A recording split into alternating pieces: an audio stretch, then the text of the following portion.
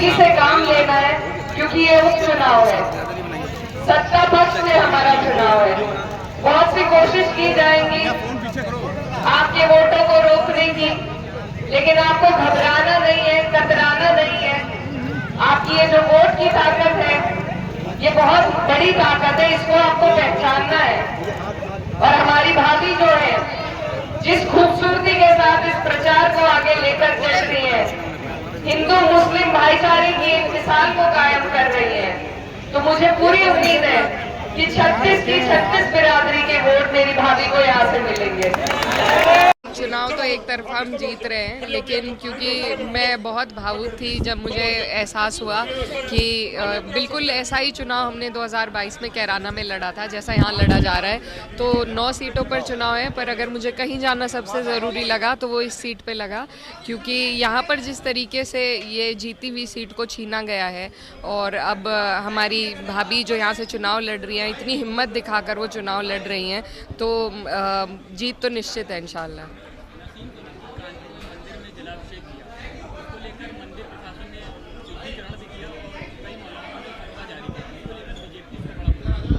देखिए, बीजेपी तो बेकार की चीज़ों को मुद्दा बनाती है। इन्होंने एक भाईचारे की मिसाल कायम करी है, और अगर हम एक दूसरे का सम्मान नहीं करेंगे, ये जो नफ़रत है, ये जो फैलाई जा रही है, तो वो कम नहीं होगी। तो भाभी ने जो है एक जनप्रतिनिधि होने के नाते उन्होंने जो उनका फ़र्ज़ था वो किया, सम्मान किया, किसी का अपमान नहीं किया। अगर अपमान किया जाता किसी का तो बात थी, लेकिन क्योंकि सम्मान ही किया है तो मुझे नहीं लगता कोई बात है इसमें। जारी होता, आपने सदन में एक बढ़िया मुद्दा उठाया कि वैष्णो देवी के लिए ट्रेन चालू करने। बिल्कुल, हमें इन्हीं चीज़ों की ज़रूरत है। देखिए, जब पीड़ा हमारे हिंदू भाई को हो तो मुसलमान आवाज़ उठाए, मुसलमान को कहीं दिक्कत हो तो हिंदू भाई सबसे पहले आए। यही हमारे मुल्क की खूबसूरती है जो इस भाजपा सरकार ने ख़त्म करी है, इसी को हमें वापस लेकर आना है। जो पोस्टर वार लगातार चल रहा है, कटेंगे बटेंगे जुड़ेंगे, इस पे क्या कहेंगे? देखिए, ये विभाजन करने की राजनीति भाजपा करती है, क्योंकि इन्हें काम करना नहीं है। ये इनके पास एक फॉर्मूला है कि ये आएंगे, बंटवारे की बात करेंगे और फिर वोट ले जाएंगे धर्म और जाति के आधार पर। लेकिन हमें नहीं लगता कि इस बार हमारे जो लोग हैं, जिस तरीके से उन्होंने लोकसभा में बेहतरीन साथ हमारी पार्टी का दिया, उसी तरीके से उपचुनाव की 9 की 9 सीटें समाजवादी जीतने जा रही है।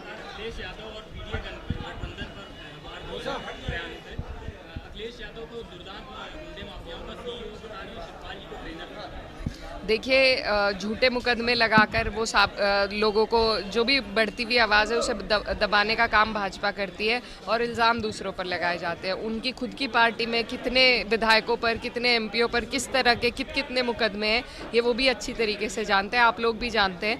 तो ये बेबुनियाद बातें हैं, और हमारे सभी लोग इंसाफ की लड़ाई लड़ते हुए ही, चाहे आज़म खान साहब हो, चाहे इरफान भाई हो, मेरे भाई हो, ये लोग सब अपनी जनता की हक की लड़ाई में ही अंदर भेजे गए हैं।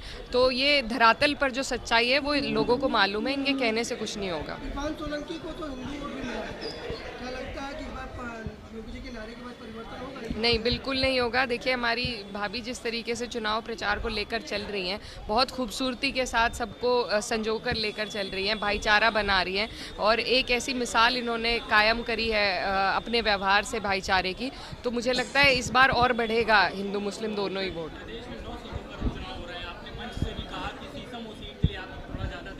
जी जी, क्योंकि मैं बिल्कुल इनकी जो पीड़ा है, इनका दुख है, इनका दर्द है, इनकी चिंता है, उसे बिल्कुल बखूबी समझती हूँ, क्योंकि मैं इनकी जगह पर रह चुकी हूँ।